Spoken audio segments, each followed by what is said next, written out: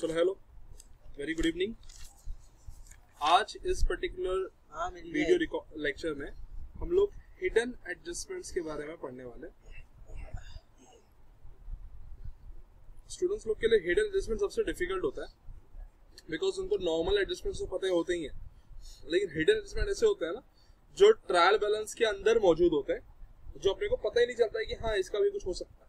ठीक है, तो इस चीज पे आज डिस्कस करेंगे ये पर्टिकुलर वीडियो में। ठीक है, तो एंड तक जरूर देखना। सब एडजस्टमेंट हम लोग ट्राई, मैक्सिमम एडजस्टमेंट जो भी इंपॉर्टेंट है वो सब मैं इसमें ट्राई करूंगा कवर करने का। जैसे पहला क्वेश्चन में लिखा रहेगा सैलरी या फिर रेंट पेड, और ब्रैकेट में लिखा रहेगा फॉर 10 मंथ। मतलब क्वेश्चन में ऐसे समझ जाना है कि कोई भी एक्सपेंडिचर के सामने 10 मंथ दिया हुआ है, 12 मंथ दिया हुआ है, सॉरी 10 मंथ दिया है, 9 मंथ दिया हुआ है। ठीक है, अगर मान लीजिए 8 मंथ दिया हुआ है, 6 मंथ दिया हुआ है, तो ऐसा मंथ जब दिया रहेगा तो उस वो टाइम पे हमको क्या करना है। तो पहले तो इसका मीनिंग समझो। सैलरी पेड, मान लो मैंने यहाँ पे 10 मंथ लेके चला है, ठीक है, और यहाँ पे अमाउंट दिया हुआ है मान लो 10,000। ठीक है, तो यहाँ पे सैलरी पेड यहाँ पे 10 मंथ है और यहाँ पे अमाउंट में कितना दिया हुआ है 10,000। इसका क्या मतलब समझने का, इसका मतलब ये समझने का कि हम लोगों ने 10,000 रुपीज रेंट पे किया है, जो कि सिर्फ और सिर्फ 10 महीने का। कितने महीने का? 10 महीने का। As per the standard, as per the accounting policy हम लोग को 12 मंथ की रिकॉर्डिंग करनी पड़ती है। कितने मंथ की रिकॉर्डिंग करनी पड़ती है? 12 मंथ की। लेकिन हम लोग ने रिकॉर्डिंग कितने महीने की किया? सिर्फ 10 मंथ। तो हम लोग अकाउंटिंग पॉलिसी को फॉलो करते हैं और उसमें हमको क्या करना पड़ता है? 2 मंथ का, क्योंकि 2 महीने का हमने नहीं रिकॉर्ड किया ना, तो 2 महीने का अमाउंट अपने को क्या करना पड़ता है? यहाँ पे रिकॉर्ड करना पड़ता है। क्या करना पड़ता है? रिकॉर्ड। तो ऐसे केस में 10 महीने का, अगर 10 महीना है, 10,000 रुपया जो है वो 10 महीने का भाड़ा है, तो 2 महीने का कितना होगा? 2 महीने का 2000 होगा। तो ये 2000 जो है ये क्या है? अपना आउटस्टैंडिंग है। क्या है अपना? ये आउटस्टैंडिंग। ठीक है, और आउटस्टैंडिंग के 2 इफेक्ट क्या होते हैं? एक तो हम लोग प्लस करते हैं और दूसरा हम लोग क्या करते हैं? लायबिलिटी में शो करते हैं। बात समझ में आ रही है? तो ये हो गया तुम्हारा आउटस्टैंडिंग सैलरी या आउटस्टैंडिंग रेंट। कोई दिक्कत है इसमें? तो ये हो गया एक एडजस्टमेंट। ठीक है, मान लीजिए कि क्वेश्चन में लिखा हुआ है 15 मंथ। मान लो क्वेश्चन में क्या लिखा है? 15 मंथ। ठीक है, और 15 मंथ का जो अमाउंट है वो कितना है? 15,000 दिया हुआ। As per the accounting policy हमको ट्रेडिंग अकाउंट और पीएनएल अकाउंट जब हम लोग बनाते हैं तो हम लोग को 12 महीने का जो टोटल एक्सपेंडिचर होता है और जो टोटल इनकम होता है हमको शो करना पड़ता है। हम लोग सिर्फ 12 महीने का शो कर सकते हैं। मतलब 12 महीने में एक महीना कम नहीं और एक महीना ज्यादा नहीं। मतलब अपने को सिर्फ और सिर्फ 12 महीने का ही रिकॉर्ड करना पड़ता है। मतलब 12 से कम नहीं, 12 से ज्यादा नहीं। तो इधर पे क्या होता है ना, इसकी वजह से क्या होता है, जैसे 15 महीने का मैंने 15,000 रुपया दिया, लेकिन देना कितना था? सिर्फ 12 ही देने का था।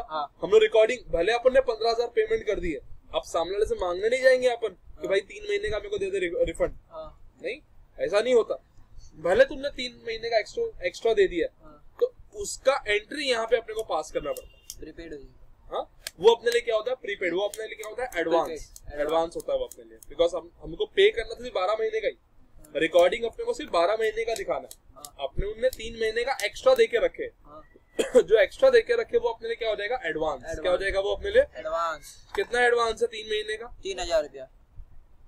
तो अगर 15 महीने का 15,000 रुपया होता है तो 3 महीने का एडवांस कितना होगा? 3,000। 3,000। तो हम लोग 3,000 क्या कर देंगे? सबट्रैक्ट कर देंगे। तो इसका क्या होगा? इसका ये अपने लिए क्या एडवांस है? ये माइनस करके एसेट्स नहीं आएगा। एडवांस बोलो या प्रीपेड इसको बोल सकते हैं। सबसे बेस्ट वर्ड कौन सा होगा इसका? प्रीपेड। देखो एडवांस और प्रीपेड में थोड़ा डिफरेंस है। नॉर्मली जो भी एक्सपेंडिचर्स है जो हम लोग एडवांस में पे कर देते हैं तो उसको हम लोग प्रीपेड एक्सपेंस बोलते हैं। क्या बोलते हैं उसको? Prepaid expense.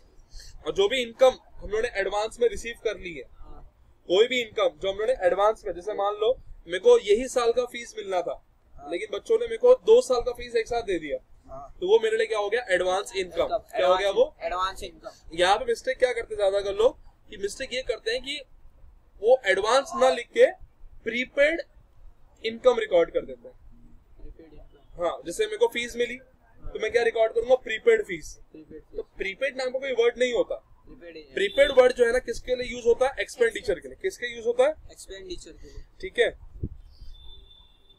हाँ, तो ये तुमको याद रखना है। और जो एडवांस वर्ड है, वो किसके लिए यूज होता है नॉर्मली? इनकम के लिए। इसको तुम एक्सपेंडिचर के लिए भी यूज कर सकते हो, नो डाउट। एडवांस जो वर्ड है वो इनकम के लिए भी यूज होता है, एक्सपेंडिचर के लिए भी यूज कर सकते हो। लेकिन जो प्रीपेड वर्ड है वो आपको कहाँ पे यूज करना है? एक्सपेंडिचर के लिए। कहाँ पे यूज करना है? तो ये पहली बात आपको ध्यान में रखना है। दूसरी बात, अब यहाँ पे जरा आ जाते हैं, ये जो 3 महीने का आपने क्या किया, एडवांस दिया ना, तो एडवांस का 2 एंट्री क्या होता है? एडवांस का 2 एंट्री, एक लेस करके एसेट्स, एक तो लेस करते हैं और दूसरा ये अब मेरे लिए क्या है? एसेट्स है। क्यों मेरे लिए एसेट है? क्योंकि अपने को फायदा है ना भाई 3 महीने का अगर आपने किसी को एडवांस दे के रखा है तो वो आपके लिए क्या फायदा है? यस और नो? तो ये एक्सपेंडिचर की बात कर रहा हूँ, प्रीपेड एक्सपेंस की बात कर रहा हूँ। मैंने यहाँ पे प्रीपेड इनकम की बात नहीं किया है। ठीक है, कोई दिक्कत है इसमें? कुछ भी नहीं। तो अगर देखने जाए ये आप, अच्छा मैं ये मान के चल रहा हूँ कि आपको बेसिक एडजस्टमेंट्स पता है। बेसिक एडजस्टमेंट्स आउटस्टैंडिंग का और प्रीपेड का, प्रीपेड या फिर एडवांस बोलो जिसको। आउटस्टैंडिंग क्या होता है? प्लस होता है।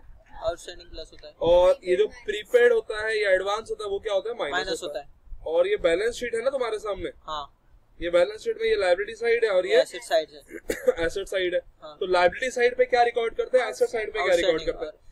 तो बस एक चीज याद रखो कि आउटस्टैंडिंग एक्सपेंसेस कहाँ रिकॉर्ड होता है? लायबिलिटी में। अब देखो, अब दिमाग घुमाओ, आउटस्टैंडिंग एक्सपेंस अगर लायबिलिटी में, तो आउटस्टैंडिंग इनकम किधर होगा? इसी का ऑपोजिट है ना। अब यहाँ देखो, आउटस्टैंडिंग का उल्टा प्रीपेड, बराबर। और यहाँ पे क्या आ जाएगा? एक्सपेंस। आउटस्टैंडिंग का उल्टा प्रीपेड, प्रीपेड को हम लोग क्या बोलेंगे? Advance income. समझ गया?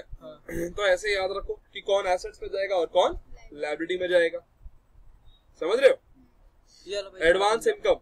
अबे आउटस्टैंडिंग का उल्टा क्या होता है? आउटस्टैंडिंग इनकम का उल्टा नहीं, आउटस्टैंडिंग का उल्टा सब मैंने बोला। आउटस्टैंडिंग का उल्टा प्रीपेड या एडवांस। यहाँ पे इनकम है ना, तो एडवांस वर्ड यूज करेंगे, प्रीपेड वर्ड नहीं यूज कर। उसके लिए एडवांस, आउटस्टैंडिंग का उल्टा एडवांस और उसके आगे क्या लिख देंगे? इनकम।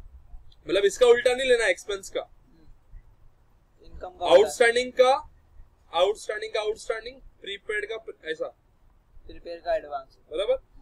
ऐसा देखने का, आउटस्टैंडिंग एक्सपेंस तो आउटस्टैंडिंग का उल्टा प्रीपेड एक्सपेंस यहाँ पे, और आउटस्टैंडिंग इनकम यहाँ पे तो एडवांस इनकम यहाँ। इधर पे एक्सपेंस, इधर पे एक्सपेंस, इधर पे इनकम, इधर पे इनकम। एक साइड पे अभी देखो, आउटस्टैंडिंग का उल्टा एडवांस, एक्सपेंस का उल्टा इनकम, आउटस्टैंडिंग का उल्टा प्रीपेड और इनकम का उल्टा एक्सपेंस। ऐसे याद रखो, ये एक और शॉर्टकट। ठीक है, तो ये हो गया तुम्हारा पहला हिडन एडजस्टमेंट।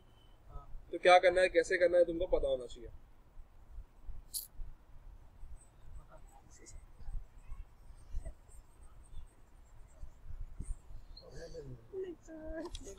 नेक्स्ट,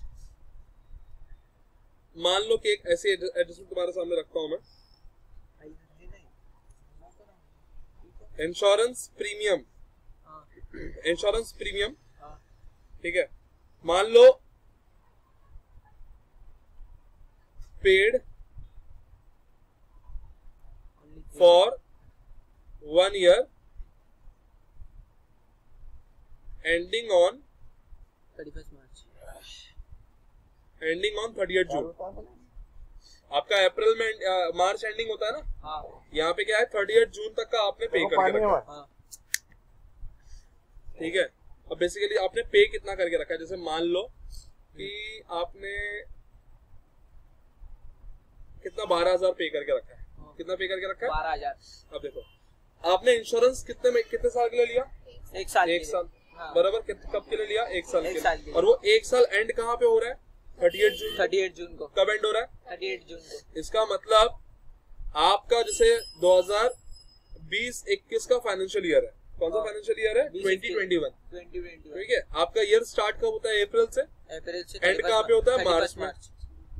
अप्रैल 2020 में आपका ईयर स्टार्ट हुआ, और मार्च 2021 में आपका ईयर एंड हो गया। और आपने पे कब तक करके रखा है? जून तक। जून 2021 तक का। हाँ अब जून 2021 आपका 1 साल है ना, हाँ तो यहाँ से 1 साल पीछे जाएंगे तो हमको अप्रैल तक जाना पड़ेगा या यही बीच में स्टॉप करना पड़ेगा? अप्रैल तक जाना पड़ेगा भाई जून से हाँ। जब तू 1 साल काउंट करेगा तो पिछले साल जून पे जाएगा ना तू? हाँ पिछले साल जून पे जाऊंगा, बराबर बराबर। 30 जून से 30 जून 1 साल होगा ना? 1 साल हो गया। या दूसरी भाषा में बोलूं, जून ना लिखकर मैं जुलाई लिख देता हूँ, जुलाई 1 तारीख, बिकॉज जून का 30 तारीख जुलाई का 1 तारीख ही हुआ। यस और नो? यस और नो? हाँ यस यस। उनको थोड़ा ज्यादा और कॉम्प्लिकेट ना करके मैं थोड़ा उसको और सिंप्लीफाई करता हूँ। तो ये हो गया आपका टाइमलाइन। ये है आपका 2020 का अप्रैल, हाँ और ये है मार्च। ये है मार्च आपका 2021।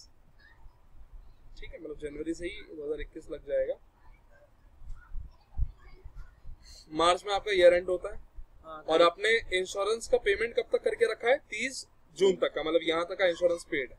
30 जून तक। अब इंश्योरेंस कंपनी ये तो नहीं बोलती कि भाई तुम्हारा साल तो पूरा 12 महीने का है, तुमने 3 महीना एक्स्ट्रा देके रखा है, मतलब तुम 15 महीने का इंश्योरेंस भरो, ऐसा तो नहीं होता। इंश्योरेंस कंपनी 12 महीने का लेती है। 12 महीने का लेती।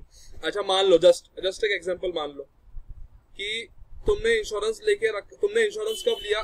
जस्ट एग्जांपल है ये। तुमने इंश्योरेंस कब लिया? 1 अक्टूबर को। कब लिया? 1 अक्टूबर। तो कितने महीने का लिया? 12 महीने का। 12। तो तुम्हारा इंश्योरेंस खत्म कब होगा? 1 अक्टूबर। कब 1 अक्टूबर? अगले साल के 1 अक्टूबर को कंप्लीट होगा। 2021। तो मान लो यहाँ पे अगर अक्टूबर 1 है तो तुम्हारा तब कंप्लीट हो रहा है ना? हाँ।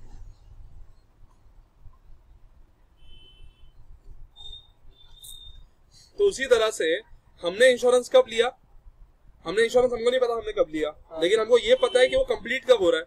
वो कंप्लीट कब हो रहा है? 30 जून को। कब कंप्लीट हो रहा है? 30 जून को। 38 जून को अपना क्या हो रहा है? इंश्योरेंस का प्रीमियम कंप्लीट हो रहा है। तो यहाँ से अपने को क्या जाना है? 1 साल बैक जाना है। हाँ। तो 1 साल बैक का मतलब कब होगा? वो उधर 2021 जून। यस। हाँ। ये पर्टिकुलर डेट ना? हाँ। तो ये है ना अपना 1 साल पूरा। हाँ। यस और नो? यस। अपना अकाउंटिंग ईयर कब से कब तक है? अपना अकाउंटिंग ईयर कब से है? मतलब 1 अप्रैल से 31 मार्च तक है। हाँ। बराबर। हाँ। लेकिन हम लोगों ने यहाँ पे ये अप्रैल, मई, जून, ये 3 महीने का एक्स्ट्रा देके रखा है ना पैसा। हाँ। ये 3 महीना मेरे लिए क्या रहने वाला है? प्रीपेड रहने वाला है। हाँ। क्या रहने वाला है मेरे लिए? प्रीपेड रहने वाला है। बराबर। हाँ। तो मेरे को पे कितने महीने का करना था? 1 2 3 4 5 6 7 8 9। मेरे को पे करना था 9 महीने का। हाँ। लेकिन मैंने पे कितना कर दिया? 3 महीना और मतलब एक्स्ट्रा पे कर दिया। हाँ। तो हम लोग क्या करेंगे ऐसे टाइम पे? याद है तो 12,000 अपन ने पे कर दिए। हाँ, हम लोगों ने पे किए 12 महीने का। हाँ। लेकिन पे सिर्फ करना था कितने? 9 महीने का। मतलब हम लोगों ने एडवांस कितना पे किया? 3 महीने का। ध्यान दो बस एडवांस पे। क्योंकि हम लोगों ने एडवांस किया ना। हाँ। कितने महीना एडवांस किया? 3 महीने का। जब 3 मंथ का एडवांस किया तो 3 मंथ का कितना अमाउंट आएगा? 3,000। 3,000 रुपया।